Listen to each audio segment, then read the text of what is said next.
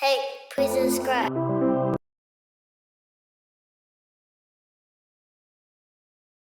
It's an amount of gift that he had, that he gave to all of us. Michael Jordan inspired us. He was someone for us to be proud of. We could see somebody that looked like us that was great at something. Absolutely. Guys and girls, to this day, they want to debate it. No one can debate his imprint. That's like Muhammad Ali. You cannot debate his impact and his gift to us as a culture. Sure. Right? Yeah. He clicked on all levels, and that's how I felt about, Michael Jordan, Tupac, Michael Jackson. Do you ever hear anything from Michael Jordan? Like, have you spoke to him or ran into him? Like, I in the haven't last seen few Michael years? Jordan nowhere except on Instagram. I used to see Mike more when he was playing. Were there any- I done hung out with Mike so many times. Like, I used to love hanging out with Michael Jordan because you know y'all gonna eat good. Yeah. Everybody's gonna show up. Everybody. Mike was, man, let me tell you, hanging out with Mike made you want to be a ball player, one. Yeah. One, you wanted to be at least 6'6", 6'7". Yeah. And you want to be fly. Like, going out with Mike, we always dressed. Everybody, Mike was always in suits, always smooth. He liked his cigars. He liked his privacy. But it'd be the fly private room you ain't even know was in the restaurant. Facts. That's how Mike was doing it. And that's roped off. And there's a dude right there. You good? You good? Yeah. And, we could kick it with Mike. But Mike made me feel like I wasn't famous. You? Yeah, because he's way more famous than you. Like, you regular famous. Yeah, I mean, you regular, but we But have Mike Michael is Jordan. like, jeez. Yeah. People used to be like, Mike, guys, Michael, Get in. we love you, man. I love it. Were there any moments like this you wish you could relive for the first time again? I wish I could. One moment that just popped in my head was I played basketball in the bubble with Michael Jordan. I wish I could go back again and ask him for an autograph. Because I didn't ask him. Because I was like, we've been together all day and it's going to be corny to break code and be like, yo, Mike, man, I'm sweating you, man. My bad. Can I get a... I would have felt so lame. I get it, but you never know when. But I never had the opportunity again. Yeah. And I should have just broke down and just did it. But I was kind of like, oh, man, he invited me over here. Now I'm going to turn into a fan. Oh, yeah. It was for a family member. No, it was for me. He didn't need to know that. Yeah. Like, hey, bro, could you make sure to assign... I didn't even tell him he was my favorite player. Like, I just thought it was just an honor to be friends with him. Sure. And how he respected me as an artist. Like, he was like, yo, B, you funny as hell. Love watching you, man. Why do you think of this stuff? And I'm saying, like, well, Mike, how do you stay in the air for 2 hours? You know what I'm saying? He just made it look so effortless. He's so athletic and graceful at the same time. It was dope. It was a great experience. Amazing. Okay, now you created these experiences for us, stand-up comedy, on television, and films, from How to Be a Player, Love Jones, you got Any Given Sunday, huge, The Brothers, Yes. one of my faves, Cousin Skeeter, of course. Cousin Skeeter. I The like Bounce Skeeter. Back, yes. Now, when it comes to more films, are we going to see you doing more in the future? What's the thought? Yeah, more movies. I have a movie that I did that's really gonna make people laugh. It's called The Worst Christmas Ever. It's gonna come out like right around Christmas. I think you guys gonna be cracking up because it's just like it's like some black people stuff. Like, it's like the stuff that could go wrong.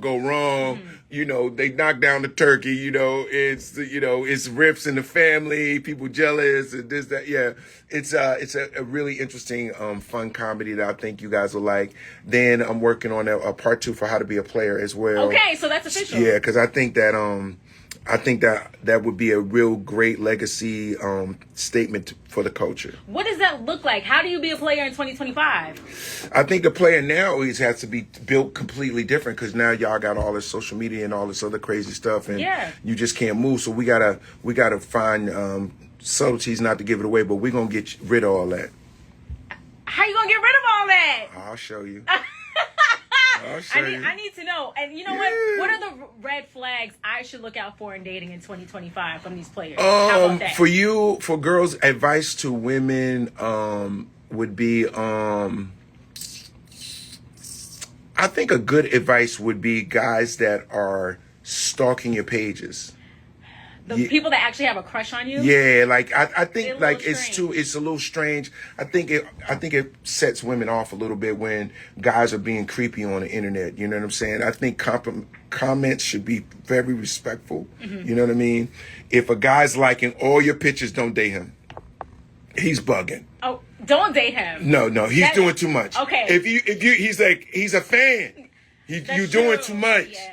Like, I mean, like out, here and there, but then, soon as you post, thirsty. Say that again. Damn, Clarence. Clarence like everything. You eating ice cream, he like, love the dips. It's like 2 scoops. No, too much. As you're reprising this and How to Be a Player, is there a favorite role you've had that you really resonated with over the years? Oh, wow. One of my favorite roles. There's parts in my roles that I think I resonated with. When I did How to Be a Player, I thought How to Be a Player. What I resonated with that was a guy that had a day to live his best life. Like a guy that had a day to eat the favorite candy, to go to his favorite amusement park, get on all his favorite rides. Mm-hmm. So that's the energy of How to Be a Player. It was nothing. He wasn't malice. He didn't have malice. He was just like, yo, I'm about to go see Kim. Sure. Then I'm gonna go see Sandy. He's that guy. And then when I played in Love Jones, I played Hollywood.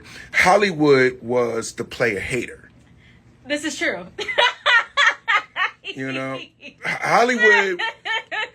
Just tell me anything you like. I'm gonna show you who Hollywood is. Just say, I just got blah blah blah. I just bought. Say anything that you did. I just got my hair done. How does it look? Yeah, it's alright. Oh man. See, that's him. Yeah. It's alright. It ain't, Nothing. Why are you trying to make me feel small? I'm already short. That's crazy. But that's how he is. He's like, anything up, he got to bring it down. Anything else, somebody, I got that too. There's people like that. Yeah. So that's who he is. So that energy was why everybody hated me in that movie. Mm-hmm. Okay. My most recent role that I thought was really dope, was fun, was I was in Self-Made with Octavia Spencer. Okay, yes. And Blair Underwood, Tiffany Haddish. We did this like period piece for Madam C.J. Walker, right? Mm-hmm. What I liked about Sweetness was Sweetness came from the other side of the tracks. Mm-hmm. He wanted to clean his money up, and he was going to find out by any means necessary how to get in with them people. Yeah. But they didn't want my money. Yeah. But I'm going to find out a way. And I loved his attitude and his swagger of it. Like, to me, he was smooth like snake oil. Like, everybody like, how you get in here, Sweetness? Don't you worry about it. That was a really good film. Really great depiction. Did you ever make a trip to Indianapolis or be able to? Yeah. Amazing. So that took place in Indianapolis and parts of St. Louis. So it's like, that time, and Madam C.J. Walker was an incredible pioneer for women. And at that time, it's just unbelievable. It is truly what she unbelievable. accomplished. It's unbelievable. It's